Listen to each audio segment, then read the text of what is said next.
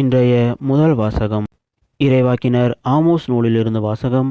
அதிகாரம் 7 வசனம் 10 முதல் 17 முடிய. அந்நாட்களில் பெத்தேலில் குருவாகிய அமத்சியா என்பவன் இஸ்ரேலின் அரசன் எரோபமாவுக்கு இவ்வாறு சொல்லி அனுப்பினான். இஸ்ரேல் வீட்டாரிடையே ஆமோஸ் உமக்கு எதிராக சதி செய்கிறான்.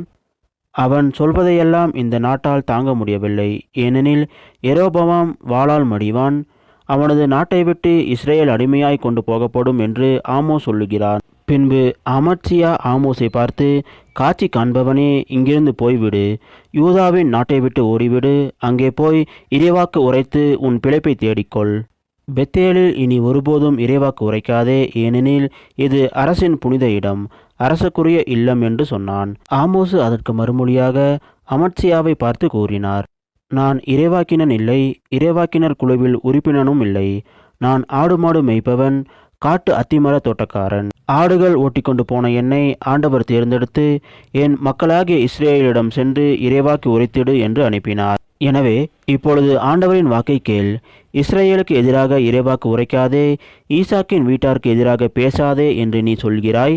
ஆண்டவர் இவ்வாறு கூறுகிறார், உன் மனைவி நகரில் விலைமகளாயிருப்பாள், உன் புதல்வர் புதல்வியர் வாளால் மடிவர், உன் நிலப்புலம் பங்கு போட்டு கொள்ளப்படும், நீயோ புனிதமற்ற நாட்டிலே மாண்டு போவாய். இஸ்ரேல் தன் நாட்டுக்கு வெளியே அடிமைகளாய் கொண்டு போகப்படும். இது ஆண்டவர் வழங்கும் அருள்வாக்கு. இறைவா உமக்கு நன்றி. இன்றைய நற்செய்தி புனித மத்தேயு எழுதிய நற்செய்தியிலிருந்து வாசகம். அதிகாரம் 9 வசனம் 1 முதல் 8 முடிய. அக்காலத்தில் இயேசு படகேறி மறுகரைக்கு சென்று தம் சொந்த நகரை அடைந்தார். அப்பொழுது சிலர் முடக்குவாதமுற்ற ஒருவரை கட்டிலில் கிடத்தி அவரிடம் கொண்டு வந்தனர். இயேசு அவர்களுடைய நம்பிக்கையை கண்டு முடக்குவாதமுற்றவரிடம், மகனே, துணிவோடு உம் பாவங்கள் மன்னிக்கப்பட்டன என்றார். அப்பொழுது மறைநூல் அறிஞர்கள் சிலர், இவன் கடவுளை பழிக்கிறான் என்று தமக்குள் சொல்லிக் கொண்டனர். அவர்களுடைய சிந்தனைகளை இயேசு அறிந்து அவர்களை நோக்கி, உங்கள் உள்ளங்களில் நீங்கள் தீயதென சிந்திப்பதேன்?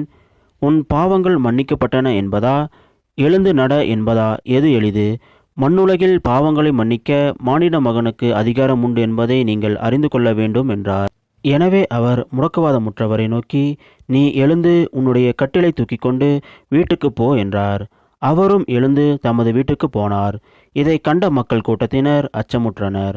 இத்தகைய அதிகாரத்தை மனிதருக்கு அளித்த கடவுளை போற்றி புகழ்ந்தனர். இது கிறிஸ்து வழங்கும் நற்செய்தி. கிறிஸ்துவே உமக்கு புகழ்.